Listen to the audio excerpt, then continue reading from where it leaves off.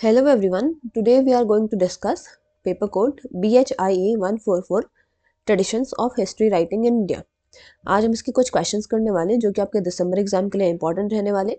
ये हमारा पार्ट 2 होने वाला है। अगर आपने अभी तक पार्ट 1 नहीं देखा है तो आप क्या करेंगे, वीडियो के डिस्क्रिप्शन में जाएंगे, वहाँ पे आपको पार्ट 1 की लिंक मिल जाएगी, ठीक है। तो वहाँ से आप पार्ट 1 को ज़रूर देख लें। अगर आपको आज की क्लास पसंद आती है तो वीडियो को लाइक करें और चैनल को सब्सक्राइब करना ना भूलें, ठीक है। अगर आप लोगों को इस सब्जेक्ट्स के गेस्ट पेपर परचेज करना चाहते हैं तो आप क्या करेंगे, आप सिंपली गूगल में जाएंगे, shop.hindustanknowledge.com ये हमारी वेबसाइट है। आपको कुछ ऐसा इंटरफेस दिख जाएगा जैसे आप सर्च कर लेंगे। अब यहाँ पे देखिए सर्च कोड का ऑप्शन दिख जाएगा। आपका जो भी पेपर कोड होगा, ठीक है, आप यहाँ पे सर्च कर लेंगे, जैसे कि BHIE 144। अब यहाँ देखिए आपको इंग्लिश हिंदी दोनों ही मीडियम में क्या है, गेस्ट पेपर अवेलेबल हो जाएंगे। आपका जो भी मीडियम होगा आप उस मीडियम पे क्लिक करके यहाँ पे बाय नाउ का ऑप्शन दिख जाएगा। यहाँ पे बाय नाउ पे क्लिक करके आप उसको परचेज कर सकते हैं। अगर आपको हमारी वेबसाइट से गेस्ट पेपर को परचेज करने में कोई भी प्रॉब्लम आती है तो आप क्या करेंगे, आप सिंपली हमें व्हाट्सएप पे भी मैसेज कर सकते हैं। हमारा व्हाट्सएप नंबर है 9580023321। ये हमारा व्हाट्सएप नंबर है। आप इस पे भी हमें मैसेज करके क्या है, गेस्ट पेपर्स को परचेज कर सकते हैं। तो चलिए शुरू करते हैं आज की class. So the first question is explain in brief the historical consciousness and tradition as reflected in the Sangam literature. यानी कि संगम लिटरेचर में जो हिस्टोरिकल कॉन्शियसनेस है और ट्रेडिशन रिफ्लेक्ट किया गया है वो हमें ब्रीफ में बताना है। सो पहले हम संगम लिटरेचर की बात करेंगे। So Sangam literature refers to the earliest body of Tamil writings generally dated between 300 BCE to 300 CE। Sangam literature क्या है आपका, ये आपकी अर्लीस्ट बॉडी है तमिल राइटिंग्स की, जो कि जनरली 300 BC से 300 CE के बीच में डेटेड की गई है। So these works were composed by poets who lived close to the events they describe. जो ये वर्क्स हैं ये किसने कंपोज किए, ये पोएट्स के द्वारा कंपोज किए गए जो कि उस टाइम पीरियड में, ठीक है, रहते थे और जिन्होंने उसको इवेंट्स को क्लोजली डिस्क्राइब किया है। So as a result Sangam literature shows a strong historical consciousness, meaning and awareness of history, society and real human experiences along with the deep respect for tradition. So जो आपका संगम literature है वो क्या है, एक strong historical consciousness को दिखाता है, जिसका कि मतलब क्या है कि इसमें बहुत ही अवेयरनेस है हिस्ट्री की, सोसाइटी की और रियल ह्यूमन एक्सपीरियंसेस की, along with deep respect for tradition, यानी कि ट्रेडिशन के लिए भी बहुत ही ज़्यादा गहरा रिस्पेक्ट है। सो historical consciousness in the Sangam literature. So Sangam literature reflects history not through formal chronicles but through poetry based on real life। यानी जो आपका संगम लिटरेचर है वो क्या है, हिस्ट्री को रिफ्लेक्ट करता है ना कि फॉर्मल क्रॉनिकल्स के through, but through what, through poetry based on real life. यानी कि वो पोएट्री के थ्रू रिफ्लेक्ट करता है जो कि आपकी बेस्ड है रियल लाइफ पे, ठीक है, वैसे वो हिस्ट्री को रिफ्लेक्ट करता है। So the poems mention actual kings, chieftains, wars, places and social practices, showing that the poets were conscious of their times। जो यहाँ पे पोएम्स हैं संगम लिटरेचर में, जो हमें पोएम्स मिलती हैं उसमें क्या है, हमें एक्चुअल किंग्स, चीफ्टन्स, वॉर, प्लेसेस और सोशल प्रैक्टिसेस का मेंशन मिलता है, जो कि हमें ये शो करता है कि पोएट्स क्या थे, उस टाइम पीरियड के कॉन्शियस थे, यानी कि वो अपने टाइम के कॉन्शियस थे। सो रूलर्स जैसे कि the Cheras, Cholas and the Pandyas are praised for their bravery, justice and generosity. जो चेरास, चोलास और पांड्यास के जो किंग हैं उनको प्रेज किया गया है उनकी ब्रेवरी के लिए, जस्टिस और जेनरोसिटी के लिए। So wars, victories and act of heroism, इनको डिस्क्राइब किया गया है एक विविड डिटेल में, यानी कि एक बहुत ही रियल डिटेल में इनको डिस्क्राइब किया गया है, जो कि हमें हेल्प करता है अंडरस्टैंड करने में political life of the early Tamil society.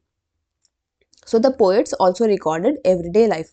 Poets ने क्या किया है, जो उनकी रोजमर्रा की जो जिंदगी है उसको भी उन्होंने रिकॉर्ड किया है। So they wrote about agriculture, trade, cattle rearing, fishing and handicrafts, यानी कि जो भी वो अपनी ज़िंदगी में करते थे, निजी मारा ज़िंदगी में जो रोज़ रोज़ का कुछ काम करते थे, जैसे कि एग्रीकल्चर हो गया, ट्रेड हो गया, कैटल रियरिंग, फिशिंग, हैंडीक्राफ्ट्स, इसके बारे में भी उन्होंने लिखा है, ठीक है। रेफरेंसेस मिले हैं हमें पोर्ट्स के, मर्चेंट्स के और फॉरेन ट्रेडर्स के।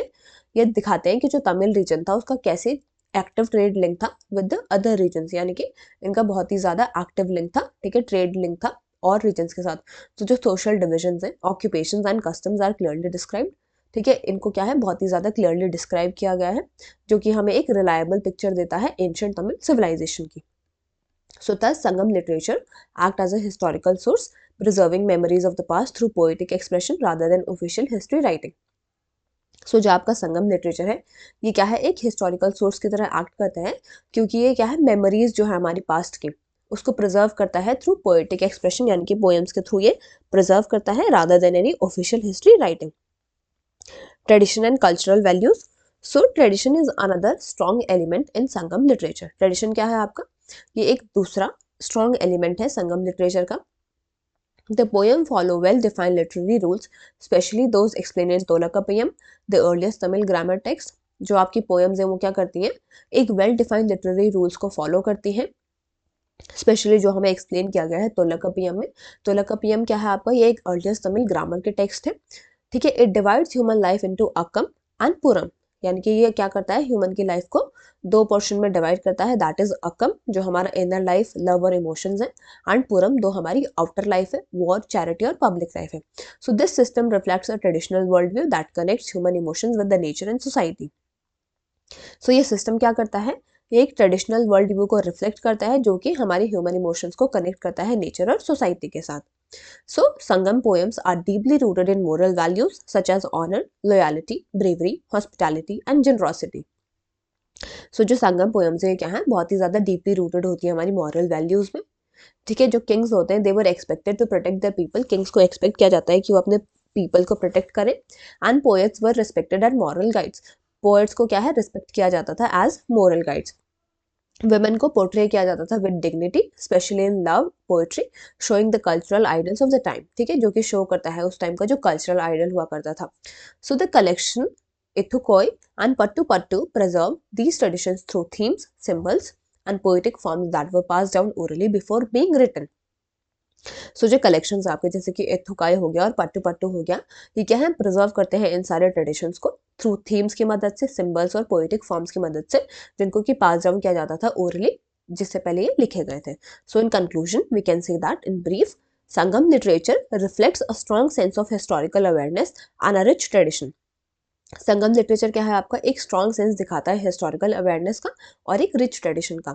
यह रिकॉर्ड करता है रियल इवेंट्स को और सोशल लाइफ को, और प्रिजर्व करके रखता है cultural values and literary customs.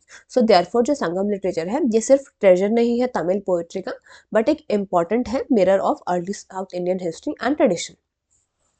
What is it? The Sangam literature is not only a treasure of Tamil poetry but also an important mirror of the early South Indian history and traditions। ठीक है, तो यहाँ पे आपका पहला question complete हो गया।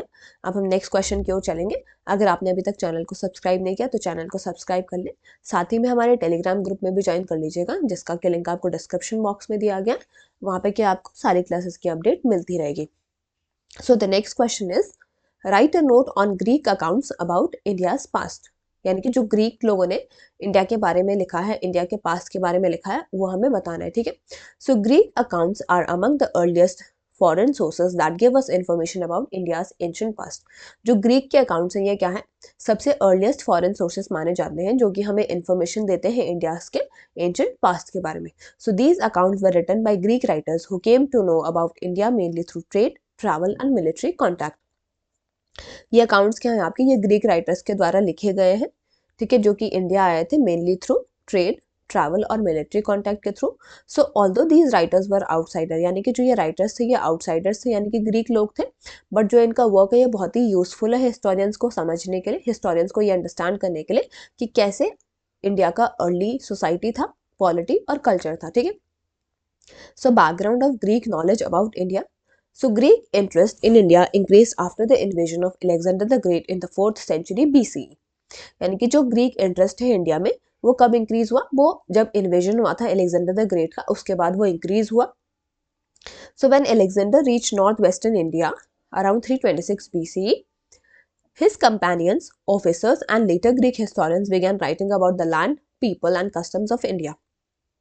यानी कि जब आपके एलेक्जेंडर क्या हुए, नॉर्थ वेस्टर्न इंडिया में आए अराउंड 326 BCE में, तो जो उनके कंपेनियंस थे, उनके ऑफिसर्स और जो बाद के जो ग्रीक हिस्टोरियंस थे, उन्होंने क्या है यहाँ के लैंड के बारे में, यहाँ के लोगों के बारे में और यहाँ के कस्टम्स, यानी कि इंडिया के लैंड, इंडिया के लोगों और इंडिया के कस्टम्स के बारे में लिखना शुरू कर दिया था।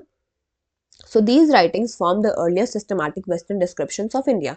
सो जो ये राइटिंग्स है ये क्या करती हैं आपकी earliest systematic western description of India को फॉर्म करती हैं। Megasthenes and Indica. So the most important Greek writers on India was Megasthenes, who lived in India as an ambassador of Seleucus Nicator at the court of Chandragupta Maurya।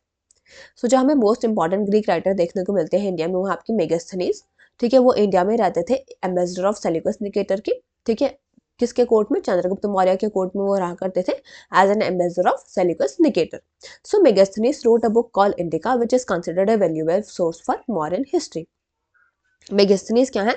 उन्होंने, ये एक Greek writer है, इन्होंने एक book लिखी थी indica, ठीक है, जिसको कि बहुत ही वैल्यूएबल सोर्स कंसिडर किया जाता है मॉडर्न इंडिया के लिए। सो इन indica Megasthenes described Indian geography, rivers like Ganga and Indus, climate, animals and plants. Megasthenes ने क्या किया है अपने बुक में? इंडिया की ज्योग्राफी को डिस्क्राइब किया, जैसे कि रिवर्स हो गए, ठीक है, क्लाइमेट हो गया, एनिमल्स हो गया, प्लांट्स हो गया। He also wrote about Indian society, mentioning the division of people into groups, village life, agriculture and urban centers like Pataliputra. उन्होंने क्या है अपने बुक में मेंशन किया है इंडियन सोसाइटी के बारे में भी, ठीक है। उन्होंने डिविजन ऑफ पीपल बताया है इनटू ग्रुप्स, विलेज लाइफ को उन्होंने बताया है, एग्रीकल्चर और अर्बन सेंटर्स जैसे कि Pataliputra. His account gives detail information about modern administration, army, law and justice. उनके अकाउंट में क्या है? हमें डिटेल्स मिलती है मॉडर्न के एडमिनिस्ट्रेशन की, आर्मी, लॉ एंड जस्टिस की। दो सम डिस्क्रिप्शन आर एग्जेजरेटेड और inaccurate, many details match Indian sources like the अर्थशास्त्र। बहुत सारी जो डिस्क्रिप्शंस हैं वो एग्जैजरेट भी किए गए हैं या फिर इनएक्यूरेट भी हैं, बट जो बहुत सारी डिटेल्स हैं वो इंडियन सोर्सेज को मैच करती हैं, जैसे कि अर्थशास्त्र। Other Greek writers, so several other Greek writers also contributed information about India. तो बहुत सारे जो और ग्रीक राइटर्स हैं उन्होंने भी क्या है कंट्रीब्यूट किया है इन्फॉर्मेशन को about India. So Ariyan wrote Indica and Anabasis based largely on accounts of Alexander campaigns. सो जो आपके एरियन है ये एक ग्रीक राइटर है, इन्होंने इंडिका और एनाबेसिस लिखा थे, ठीक है, जो कि बेस्ड थी आपकी largely on the accounts of Alexander's campaigns. Strabo compiled geographical knowledge about India using earlier Greek works. Strabo ने क्या किया है? ज्योग्राफिकल नॉलेज को कंपाइल किया है इंडिया के बारे में using the earlier Greek works, यानी कि जो पहले ग्रीक वर्क्स लिखे गए हैं उनको यूज करके इन्होंने क्या है एक ज्योग्राफिकल नॉलेज को कंपाइल किया है about India. Diodorus silicus provided details about Indian customs and political conditions. जो आपके डियोडोरस सिकलस हैं इन्होंने क्या किया है आपको इंडिया के बारे में, इंडिया के जो कस्टम्स हैं और पॉलिटिकल कंडीशंस हैं उनके बारे में डिटेल्स प्रोवाइड की हैं। So these writers discuss Indian kingship, social practices, trade, religious beliefs and military strengths. इन राइटर्स ने क्या किया है आपके जो इंडियन किंगशिप है, सोशल प्रैक्टिसेस हैं, ट्रेड है, रिलीजियस लाइफ बिलीव्स हैं और जो मिलिट्री स्ट्रेंथ्स हैं उन सबको डिस्कस किया है। Importance and limitations. So Greek accounts are important because they provide an external and independent view of ancient India. Greek accounts क्या है आपके बहुत ही important है क्योंकि ये external और independent view को provide करते हैं ancient India का। So they help historians cross check Indian literary and archaeological sources. ये क्या करते हैं? ये help करते हैं historians को, ठीक है, कि वो check करें Indian literary को और archaeological sources को। So however these accounts also have limitations. In accounts की क्या है? Limitations भी हैं। So Greek writers often misunderstood Indian traditions, relied on history and sometimes exaggerated facts to impress their readers. जो आपके ग्रीक राइटर्स हैं वो क्या करते हैं? मिसअंडरस्टूड करते हैं इंडियन के ट्रेडिशंस को, ठीक है, वो रिलाय करते हैं मेनली हेयरसे पे और समटाइम्स मतलब कभी कभी वो क्या करते हैं एग्जेजरेट करते हैं फैक्ट्स को ताकि वो अपने रीडर्स को इम्प्रेस कर सकें। In conclusion we can say that जो ग्रीक अकाउंट्स हैं अबाउट इंडियाज पास्ट वो बहुत ही वैल्यूएबल हिस्टोरिकल सोर्सेज हैं despite their errors and biases, यानी कि उनमें इतने सारे एरर्स और बायसेस होने के बावजूद भी वो हमें क्या है यूजफुल इंसाइट्स को प्रोवाइड करते हैं about ancient Indian society, administration and culture specially during the Mauryan period. Now we will discuss the next question. So discuss the historical value of bhakti hagiography, यानी कि हमें क्या बताना है जो भक्ति हेजियोग्राफी है उसकी क्या हिस्टोरिकल वैल्यू है। So bhakti hagiography refers to the traditional biographies and stories written about the bhakti saints. Bhakti hagiography क्या है आपका? ये ट्रेडिशनल बायोग्राफीज और स्टोरीज हैं जो कि लिखी गई हैं about the bhakti saints. So these text describes the lives, teachings, miracles and devotions of saints who belong to the bhakti movement in medieval India. ये टेक्स्ट क्या है आपके, ठीक है, डिस्क्राइब करते हैं उनके लाइफ्स को, उनके टीचिंग्स, उनके मिरेकल्स और डिवोशंस ऑफ द सेंट्स को जो कि बिलोंग करते हैं to the bhakti movement. So do these writings are devotional in nature, यानी कि जो राइटिंग्स है डिवोशनल है नेचर में, बट उनका क्या है बहुत ही हिस्टोरिकल वैल्यू है for the understanding the Indian society, religion and culture. So understanding social and religious life. So bhakti hagiographies helps historians understand the religious atmosphere of medieval India. जो आपकी भक्ति हेजियोग्राफीज हैं ये क्या करती है, हिस्टोरियंस को हेल्प करती है अंडरस्टैंड करने में वहाँ पे क्या रिलीजियस एटमॉस्फेयर था मेडिवल इंडिया में. So they show how saints like Kabir, Mirabai and Tulsidas spread devotion to God in simple languages. ये शो करते हैं कि कैसे जो सेंट्स थे आपके जैसे कबीर हो गया, मीराबाई हो गए, तुलसीदास हो गए, इन्होंने स्प्रेड किया था डिवोशन टू द गॉड बहुत ही सिंपल लैंग्वेज में. सो जो ये सेंट्स होते हैं ये अपोज करते हैं रिजिड रिचुअल्स को, कास्ट डिस्क्रिमिनेशन को और एम्प्टी फॉर्मलिज्म को. सो इनकी जो स्टोरीज हैं वो रिवील करती हैं कि जो कैसे भक्ति है वो एक पावरफुल फोर्स बना था सोशल रिफॉर्म के लिए और स्पिरिचुअल इक्वालिटी के लिए. Information on society and caste system.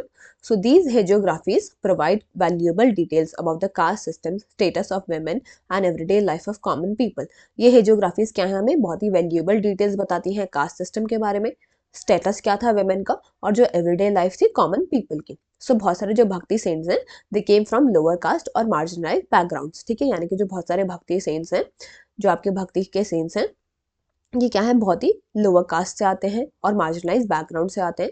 So their life stories so resistance against caste operation and promotes ideas of social harmony. So जो इनके लाइफ स्टोरीज हैं वो क्या दिखाता है, रेजिस्टेंस दिखाता है अगेंस्ट द कास्ट ऑपरेशन और प्रमोट करता है आइडियाज जैसे कि सोशल हार्मनी. सो जो डिवोजन है मीराबाई का फॉर एग्जाम्पल वो रिफ्लेक्ट करता है कि कैसे उन्हें चैलेंज फेस करना पड़ा था. ठीक है, by a women in a patriarchal society, यानी कि उस टाइम पे पैट्रियार्कल सोसाइटी हुआ करती थी, तो कैसे उन्होंने as a women challenges face किए and their search for the spiritual freedom. Political and cultural insights. So although Bhakti hagiographies are not political histories, they indirectly throw light on the political conditions of the time. यानी कि जो आपकी भक्ति हेजियोग्राफीज है ये क्या है, पॉलिटिकल हिस्ट्रीज नहीं है, फिर भी ये इनडायरेक्टली क्या है, लाइट को थ्रो करती है on the political conditions of that time. So references to kings, courts, temples and conflicts helps historians understand the relationship between saints and rulers. सो जो हमें रेफरेंसेस देखने को मिलते हैं यहाँ पे किंग्स के, कोर्ट्स के, टेम्पल्स के और कॉन्फ्लिक्ट्स के, वो हिस्टोरियंस को हेल्प करते हैं अंडरस्टैंड करने में कि क्या रिलेशनशिप रहा होगा सेंट्स और रूलर्स के बीच में. सो जो स्प्रेड था भक्ति का वो इन डिफरेंट रीजन्स वो हाईलाइट करता है the growth of regional cultures and languages जैसे कि Hindi, Marathi, Tamil and Bengali. So limitations of bhakti हेजियोग्राफी. सो इनके इंपॉर्टेंस होने के बावजूद भी जो भक्ति हेजियोग्राफीज है उसकी कुछ सर्टेन लिमिटेशंस हैं. सो इनमें क्या है, हमें मिक्स देखने को मिलता है मिथ, मिरेकल और हिस्ट्री का, जो कि बहुत ही डिफिकल्ट बनाता है कि कौन से फैक्ट्स हैं, ठीक है, from the legends. So since many of these text were written long after the saints death, they may exaggerate even to glorify the saint. जो बहुत सारे टेक्स्ट हैं उनको क्या है, जब सेंट की डेथ हो गई थी उसके बाद लिखा गया है, तो क्या पता वो क्या है एग्जैजरेट करें इवेंट्स को ताकि वो ग्लोरीफाई कर सके सेंट को. So therefore historians must use them carefully. इसलिए हिस्टोरियंस को क्या करना चाहिए, उनको केयरफुली यूज करना चाहिए और कंपेयर करना चाहिए उनको और सोर्सेज के साथ जैसे कि इंस्क्रिप्शंस हो गए और कंटेम्प्रेरी रिकॉर्ड्स हो गए. In conclusion we can say that जो भक्ति हेजियोग्राफी है एक वैल्यूएबल हिस्टोरिकल सोर्स है for studying the medieval India. So though not fully reliable as factual history, यानी कि ये fully reliable नहीं है factual history की तरह, but ये क्या है, offer करता है deep insights into the religious beliefs, social conditions, cultural traditions and popular movements of the time. So when used critically, यानी जब हम इनको critically use करते हैं तो क्या है, आपकी भक्ति हेजियोग्राफीज ये greatly enrich करते हैं हमारी understanding of the India's past. Now we will move to the next question. Explain the importance of Bhuranjis in constructing history of Assam. यानी कि भुरंजीज के क्या इंपॉर्टेंस है in constructing the history of Assam. So Buranjis are traditional historical chronicles of Assam. Buranjis क्या है, आपकी traditional historical chronicles हैं असम के. इनको मेनली लिखा गया था during the rule of Ahom dynasty और इनको कंसिडर किया जाता है कि ये बहुत ही इंपॉर्टेंट सोर्स है for understanding the Assams past, यानी कि असम के पास्ट को जानने के लिए ये बहुत ही वैल्यूएबल सोर्सेज हैं. So जो word भुरंजी है, it comes from the two Thai Ahom words Bhu, that is ignorant person, and Ranji, that is store of knowledge, meaning a storehouse of knowledge for the ignorant. So these records play a vital role in constructing the history of Assam. So जो ये आपके records हैं ये क्या करते हैं, बहुत ही important role को play करते हैं in constructing the history of Assam. Authentic record of the political history. So the Bhuranjis provide a continuous and detailed account of the Ahom rule from the 13th to the 19th century. जो आपके भुरंजीस ये क्या करते हैं, continuous और detail account को provide करते हैं अहोम रूल का फ्रॉम द 13 टू 19 सेंचुरी. ये रिकॉर्ड करते हैं इंपॉर्टेंट इवेंट्स को जैसे कि accession of kings, wars, treaties, rebellions and administrative decision. Since many Bhuranjis were written by official scribes at the royal courts, they are considered reliable and first hand sources. क्योंकि जो बहुत सारे भुरंजीज हैं उनको क्या है, ऑफिशियल स्क्राइब्स के द्वारा लिखा गया था रॉयल कोर्ट में, तो इसलिए उनको कंसिडर किया जाता है रिलायबल, कि वो रिलायबल सोर्स है और फर्स्ट हैंड सोर्सेज हैं। सो हिस्टोरियंस क्या है आपके डिपेंड करते हैं भुरंजीज पे to reconstruct the political history of Assam accurately. Insights into the administration and governance. So जो भुरंजीज है वो डिस्क्राइब करते हैं administrative system of Ahom state को, including offices, ranks, taxation, land revenue and judicial practices. They explain how the paik system worked and how the state was organised.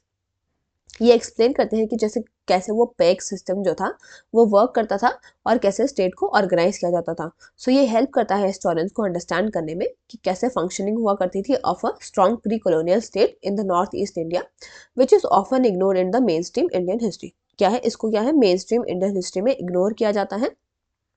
Social and cultural information. So apart from political events, Bhuranjis also provide valuable information about the social life of the people. यानी कि political events के अलावा भी जो भुरंजीज हैं आपके ये valuable information को provide करते हैं about the social life of people, यानी कि social life भी बताते हैं ये लोगों की। ये mention करते हैं customs को, festivals, marriage practices, religious beliefs and relations between the different communities, यानी कि जो अलग अलग communities के बीच में ठीक है relations हैं कस्टम्स को लेके, फेस्टिवल्स और मैरिज प्रैक्टिसेस को लेके। सो ये रिकॉर्ड करते हैं इंटरैक्शंस को between the home and local tribes. ये शो करते हैं कि कैसे जो कल्चरल एसिमिलेशन है वो टुक ओवर करता है over the time. So this Buranjis have in understanding the cultural formation of Assamese society. तो जो भुरंजीज है वो हमें हेल्प करते हैं अंडरस्टैंड करने में कि कैसे कल्चरल फॉर्मेशन हो रहा है असमीज सोसाइटी का। Linguistic and literary values. So Bhuranjis were written in different languages such as Thai, Ahom, Assamese and Sanskrit. So they show the development of Assamese language and prose writing. भुरंजीज क्या है आपके, इनको अलग अलग languages में लिखा गया था जैसे कि टाई, अहोम, आसामीज और संस्कृत।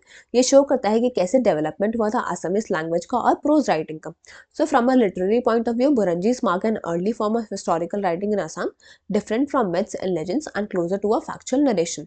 सो लिटरेरी पॉइंट ऑफ व्यू से देखें तो जो भुरंजीज हैं वो एक early form of historical writing है आसाम में।